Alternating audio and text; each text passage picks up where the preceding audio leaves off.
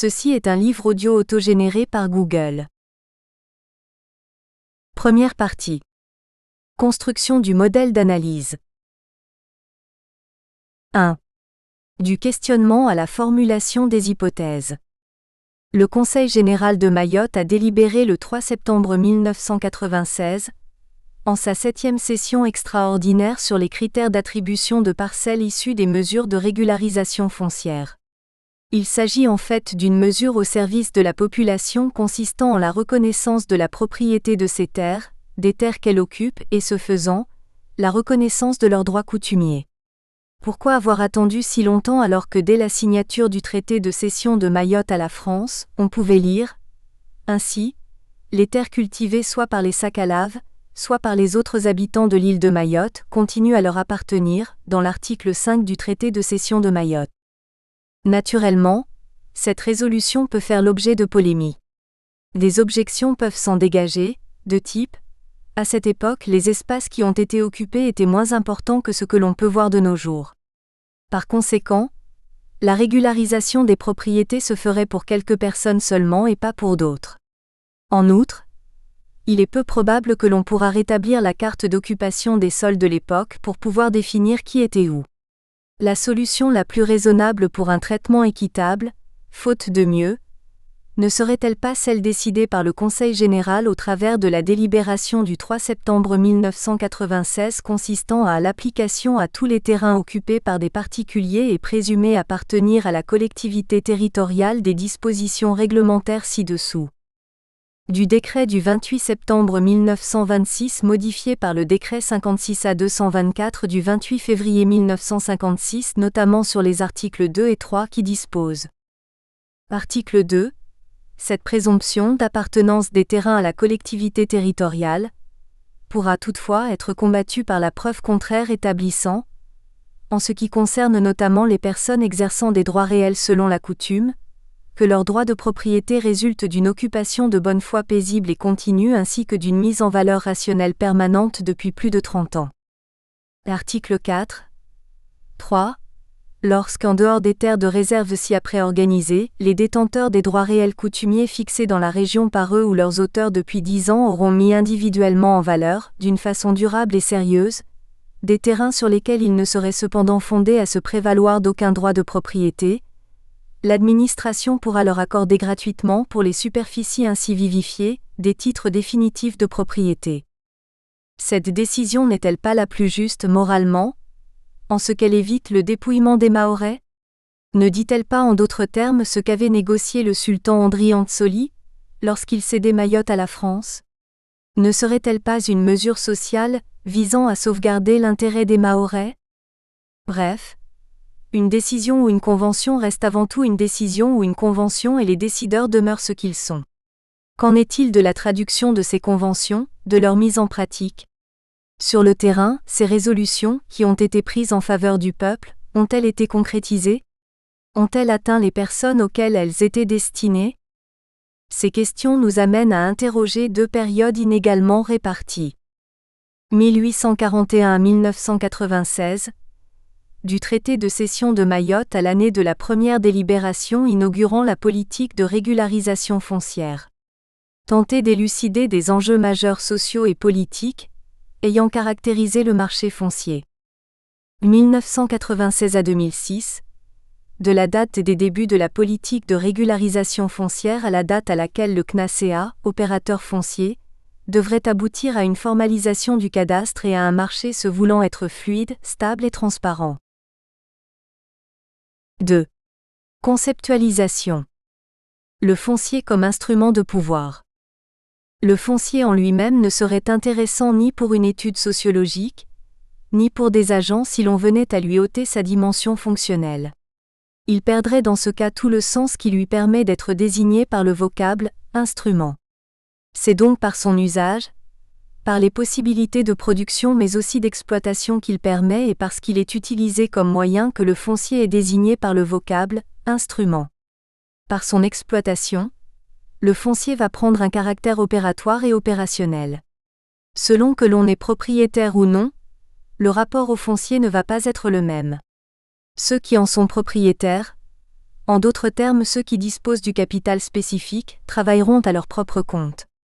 Mais aussi ceux qui n'en possèdent pas pourront être amenés à travailler pour ceux qui sont propriétaires. La nature du rapport à la terre va déterminer la position de chaque agent dans le marché foncier. Selon que vous soyez exploitant, locataire ou occupant à titre gratuit, vous n'avez pas le même degré de pouvoir. Plus vous accumulez de capital spécifique, c'est-à-dire plus vous disposez de terre, plus vous avez de pouvoir. Car ceux qui en sont dépourvus peuvent dépendre de vous. Cette posture de dénivellation va conférer à celui qui se positionne en amont un pouvoir et à celui en aval une absence de pouvoir, du moins sur ce registre donné. En ce sens, le foncier constitue un instrument de domination. En somme, ceux qui n'auront pas le moyen d'accéder à la terre seront vulnérables et en proie aux caprices des dominants, et subiront les effets de la domination. Le foncier fera acquérir de la grandeur, de la supériorité. Toujours est-il que l'homme a besoin le plus souvent d'un plus petit que lui, pour le soumettre à ses caprices, pour le dominer. Le foncier constituera un outil remarquable pour ce faire. Domination. Parler de domination suppose l'existence de dominants et de dominés qui doivent cohabiter, avec des relations conflictuelles ou coopératives. Pour que cette domination puisse s'exercer, c'est-à-dire pour assurer les rapports de domination, il faut que les agents dominés et dominants ensemble aient un consensus. Il faut que les dominés acceptent librement, voire avec enthousiasme et ferveur de s'investir dans la compétition sociale. Alain Accardo, Inès Pogam. Dans la configuration dominant-dominé, il ne faut pas voir une catégorie d'individus ou un groupe figé. Il est vrai que nous aurons commencé à attribuer le vocable dominant aux Blancs, parce que ce sont eux qui l'ont été en premier si nous nous référons au début de la période qui nous intéresse. De nouveaux dominants vont émerger de part et d'autre chez les autochtones. Ceux-ci vont gagner des positions sociales leur permettant à leur tour, avec ou sans les dominants originels, d'avoir une certaine maîtrise de la terre et donc un certain pouvoir sur celle-ci. Le dominant sera celui qui se trouvera en situation de supériorité, de maîtrise, dès lors qu'il se retrouvera en lutte avec un autre agent. Ici, l'utilisation du vocable blanc n'est pas gratuite. Il désigne bien entendu des individus étant forcément blancs mais dotés d'un certain nombre d'attributs coloniaux, en l'occurrence la tendance pour l'agent à ignorer, à ne pas reconnaître la culture de l'indigène et par conséquent à agir en multipliant les violences symboliques et ou physiques. Mais aussi, vous l'aurez remarqué, le travail s'enracine dans le passé, s'inscrit dans la continuité de l'histoire coloniale. L'usage de ce terme blanc se justifie aussi dans la nécessité de distinguer l'autre. L'autre étant le véhiculaire de cette autre culture se démarquant tout comme ses propres actes, de la culture de l'indigène. Ainsi doté d'un statut opératoire, le vocable blanc prend ici, au même titre que celui de dominé, dominant, pouvoir, lutte, une dimension de concept. 3. Explicitation et définition des hypothèses. Compte tenu de ce que nous venons de dire et de nos observations dans nos travaux exploratoires, nous avançons les hypothèses suivantes pour guider la réflexion.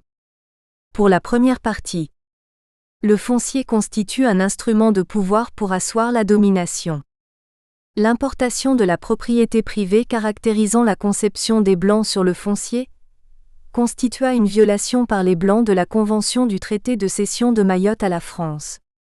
S'il est des domaines de la culture mahoraise, des subcultures, où les Blancs auraient échoué dans leur projet de déculturation ou de civilisation forcée, ce ne fut pas le cas au regard de la représentation de la propriété foncière. En effet, la représentation de la propriété foncière des autochtones s'est vue acculturée, voire déculturée. Cette acculturation ou déculturation partielle, une partie de la population, cet héritage culturel en d'autres termes, constitua une source de conflit au sein de la population mahoraise.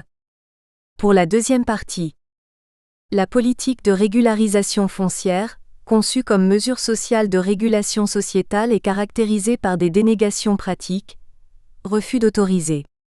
Et ainsi, au lieu de servir ceux auxquels la mesure sociale a été destinée, elle les dépouille et les rend vulnérables.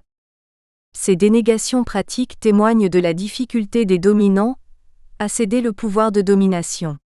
En cessant leur exercice du pouvoir, ils mettent fin à leur domination et à leur pouvoir de domination. Agir comme ils le font, loin de servir l'intérêt général comme leur habitus les prédispose à se justifier, ne fait qu'obéir à leur intérêt, rester dominant et dominé. Dans cette première hypothèse, le travail consistera à montrer en quoi le foncier constituait un instrument de pouvoir et comment s'opérait cette domination. Mieux, comment le rapport au foncier conférait-il du pouvoir à certains et entraînait-il l'asservissement à d'autres? Il faudra entendre le vocable importation dans son acception ordinaire, le fait d'introduire de l'extérieur. À part qu'ici, il s'agit non d'un produit matériel mais bien d'un mode de représentation, d'un mode de pensée.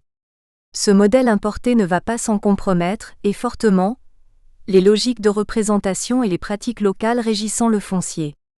Ce faisant, les lois coutumières et traditionnelles se verront atteintes, d'où notre emploi du terme violation.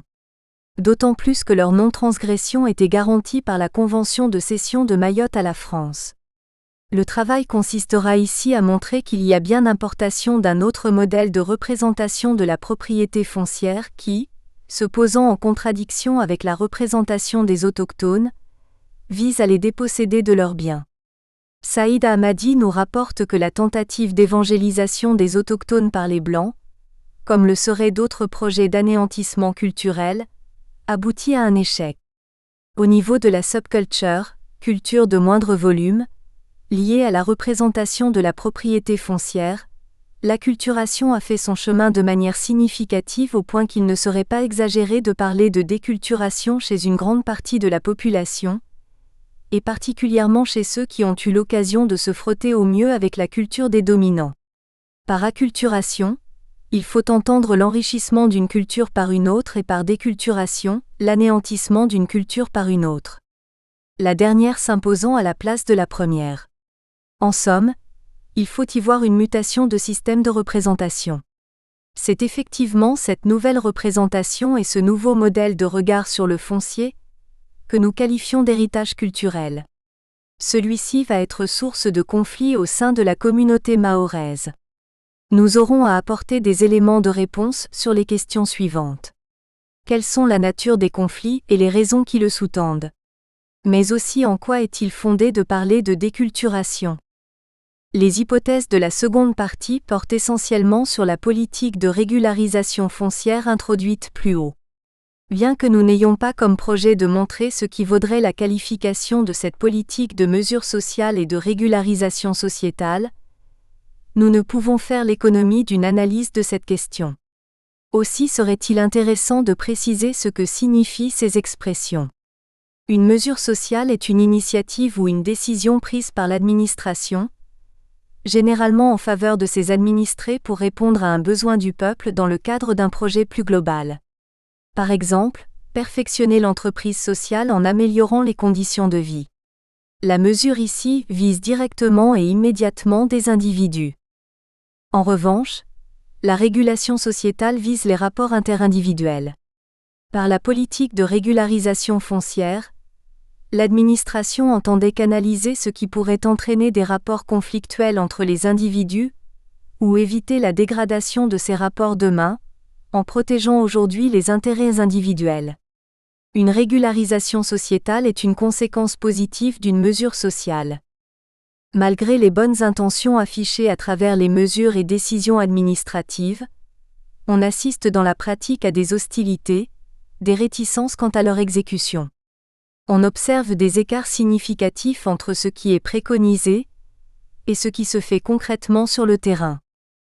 En sociologie, dénégation pratique signifie une tactique consistant à afficher des intentions ou objectifs aux yeux d'un groupe et s'inscrire dans une logique de pratique visant la poursuite d'autres objectifs non affichés.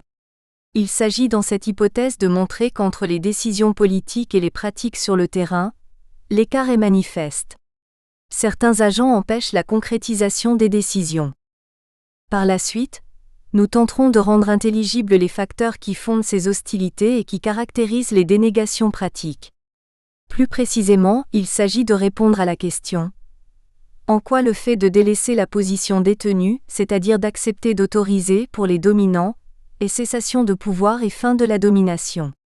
Enfin montrer en quoi par ce refus d'autoriser, cette politique qui consistait à dépouiller les Mahorais, depuis les temps coloniaux affichés, pour asseoir la domination des dominants continue à faire son chemin. Et à plusieurs égards, ce dépouillement, ce déshéritage par héritage, rend vulnérable le Mahorais vis-à-vis des politiques de développement à venir, mais aussi de la représentation qu'il a de la terre. Sur ce point précis, il est permis de parler de déshumanisation. Afin de rapporter avec intelligibilité cette réalité, nous emprunterons les lunettes du constructivisme structuraliste, un cadre théorique, sociologique, formalisé par Pierre Bourdieu. Ce faisant, nous inaugurons l'introduction d'une sociologie critique dans la société mahoraise. 4. Choix et définition du cadre théorique. Dans notre travail de recherche, il est beaucoup question de confrontation de culture, de mode de pensée, mieux, du mode d'exercice de la pensée, de lutte intergroupe, de tendance à la recherche du pouvoir de domination, etc. Nous avons là nombre de concepts et de notions qui constituent la matière du constructivisme structuraliste. Il s'agit d'un cadre théorique qui postule, premièrement, qu'il existe dans le monde des structures objectives, indépendantes de la conscience et de la volonté des agents, capables de contraindre et d'orienter leurs pratiques ou leurs représentations, structuralisme. Deuxièmement, qu'il y a une genèse sociale qui conduit à des schèmes de perception, de pensée et d'action assez particuliers et définissables qui sont constitutifs de l'habitus. Il y a des structures sociales, des champs et des groupes qui détiennent des propriétés qui leur sont propres. Ces propriétés naissent dans ces milieux et se répartissent entre les membres. Alain Accardo et Pierre Corcuff proposent la définition suivante du concept d'habitus. Système de disposition durable, structure structurée prédisposée à fonctionner comme structure structurante, c'est-à-dire en tant que principe générateur et organisateur de pratiques et de représentations qui peuvent être objectivement adaptées à leur but sans supposer la visée consciente de fins et la maîtrise expresse des opérations nécessaires pour les atteindre, objectivement réglées et régulières, sans être en rien le produit de L', obéissance à des règles, et étant tout cela, collectivement orchestré sans être le produit de l'action organisatrice d'un chef d'orchestre. En bref, il faut entendre par là une grammaire de comportement. L'habitus est ce qui fonde le comportement de toute personne que nous nommerons agent. L'agent est muni d'un système de disposition à agir, percevoir, sentir et penser d'une certaine façon, intériorisé et incorporé par l'individu au cours de son histoire. L'habitus se manifeste fondamentalement par le sens pratique, c'est-à-dire l'aptitude à se mouvoir, à agir et à s'orienter selon la position occupée dans l'espace social, selon la logique du champ et de la situation dans lesquelles on est impliqué, et cela sans recours à la réflexion consciente grâce aux dispositions acquises fonctionnant comme des automatismes, rajoutera A. Accardo. Cette précision nous amène à expliciter la notion de champ social. Un champ se définit entre autres choses en définissant des enjeux et des intérêts spécifiques, qui sont irréductibles aux enjeux et aux intérêts propres à d'autres champs qui ne sont pas perçus de quelqu'un qui n'a pas été construit pour entrer dans ce champ, à Accardo et P. Corcuff. Un champ est un espace de jeu dans lequel on peut distinguer des dominés et des dominants, et où la logique du jeu conduit chaque joueur à vouloir accumuler le capital spécifique. Ici il s'agira du foncier, de la terre. 5. Démarche, méthode de production des données et population d'études.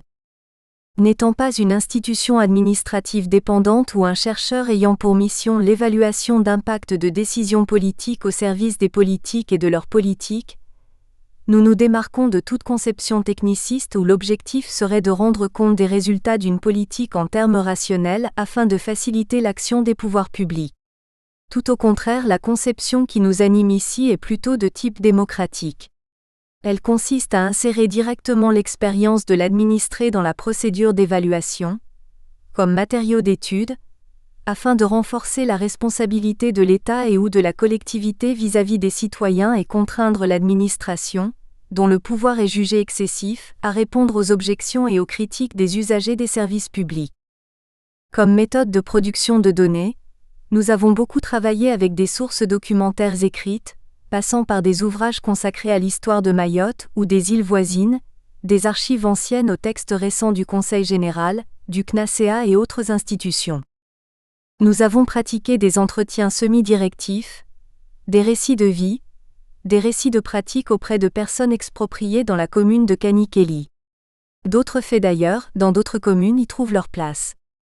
Les conversations que nous avons eues avec les autorités de la DAF, Direction de l'agriculture et de la forêt, des services des domaines dans des réunions ayant eu pour objet la revendication d'un terrain occupé par des indigènes et confisqué par la DAF et la collectivité, les entretiens avec le personnel du CNACEA, tout cela nourrit ce projet.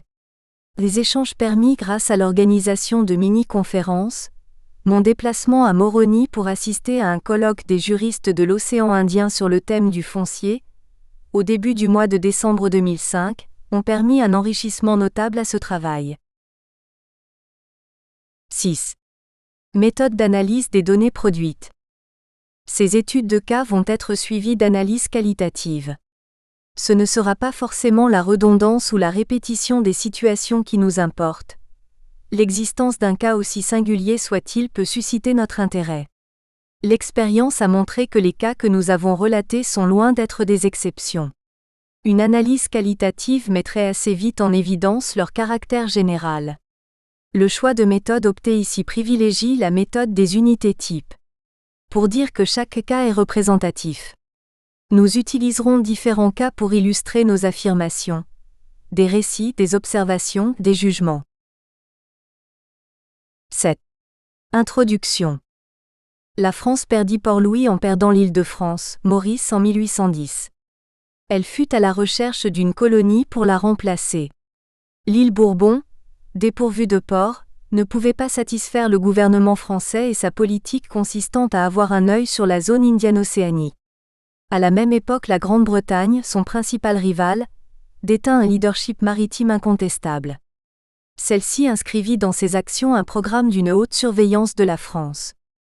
Cette dernière, humiliée depuis la défaite de Waterloo, fut à la recherche d'un pouvoir dans l'océan Indien pour contrôler les agissements de l'Angleterre qui entretenait des relations étroites avec le royaume Mérina de Madagascar. Guizot, nouvellement nommé chef de gouvernement sous la monarchie de Louis-Philippe, découvrit Mayotte en 1840 et convainc le gouvernement de se l'approprier malgré quelques avis hostiles qui se dégageaient. Il motiva sa décision par la politique de la stratégie des points d'appui, pour faire adhérer l'opinion publique et également pratiquer un jeu de truchement avec la Grande-Bretagne. En juillet 1840, en conformité avec la politique coloniale de Guizot, le gouverneur de Bourbon conseilla la prise de Nosy-Bé qui se révélera assez vite peu important pour constituer un lieu sûr pour le développement maritime et militaire de la France dans la mer des Indes. Pierre Passot eut l'ordre de chercher mieux dans les environs. Avec des informations d'un chef Sakalava, de Vincent Noël renseigné par Youssouf Ben Moalim Moussa, le capitaine d'infanterie de marine accompagné du capitaine GN s'orienta vers Mayotte où il rencontra en août 1840 l'ancien roi du royaume Boïna, Andriy-Antsoli. Celui-ci, retranché sur l'îlot de Dzaoudzi et très affaibli par ses guerres successives et plus particulièrement celle du moment qu'il opposait à Andriy-Anavi soutenu par le sultan Salim d'Anjouan, demanda des armes pour combattre ses ennemis. Ayant pris connaissance de Mayotte, de son climat politique et social, les deux capitaines repartirent et soumirent à leurs supérieurs le compte-rendu de la mission d'exploration. Ils insistèrent sur l'intérêt de prendre possession de l'île. Celle-ci renfermerait les conditions recherchées. Le port de Mayotte est très remarquable par son étendue et sa sûreté. Sous les rapports militaires et maritimes, la possession de Mayotte nous dédommagerait presque de la perte de l'Île-de-France. La possession de Mayotte nous est indispensable parce que son occupation par les Anglais qui serait probablement la conséquence de notre établissement à Nosy-Bé, dominerait notre position et annihilerait tous nos efforts sur la côte nord de Madagascar 9. Le commandant Passot fut renvoyé à Mayotte en 1841 par Dehelle, représentant de la France dans la zone indiano-océanique, sans l'aide militaire sollicitée. Il eut pour mission de se faire céder l'île. La démagogie adoptée par les Français est fort ingénieuse car Andriy-Antsoli affaibli fut contraint de céder l'archipel de Mayotte, au risque de se faire humilier, lui et son peuple par les sultans avec lesquels il était en guerre. Son ministre Kadi Omar fut de cet avis. Ce fut dans de telles conditions que le traité de cession de Mayotte à la France fut signé le 25 avril 1841. L'île passa aux mains des colonisateurs. Ceux-ci devinrent les seuls juges et policiers. Ils eurent à mettre en pratique la convention signée avec l'ancien souverain de Mayotte. La convention posait un certain nombre de dispositions garantissant des droits aux autochtones, notamment la jouissance des propriétés foncières dont ils disposaient. Avec la mainmise sur Mayotte, la politique de Guizot aura fait son chemin. On sait que l'intérêt géostratégique de Mayotte reste le motif principal qui détermina la France à s'y établir réellement en juin 1843. Toutefois, pour les officiers de la Marine royale qui avaient exploré la région quelques années auparavant, l'archipel de Mayotte présentait également un intérêt agricole évident. Les terres mahoraises étaient reconnues d'une fertilité exceptionnelle. L'autorité coloniale, en accord avec le ministère de tutelle, décida alors leur exploitation. Gouvernés sans doute par la passion du lucre, ceux-ci, les chefs de colonie, n'hésitèrent pas à favoriser le développement des cultures spéculatives au détriment de l'agriculture vivrière. On aura compris, la terre va constituer le support pour la conduite de l'entreprise. Elle va faire courir les hommes. D'où notre préoccupation à la recherche d'éléments de réponse à la question: quels sont les enjeux sociaux et politiques ayant caractérisé le marché foncier à Mayotte depuis le... Nous espérons que vous avez apprécié cet aperçu. Pour continuer à écouter ce livre audio sur Google Play Livres, utilisez le lien dans la description de la vidéo.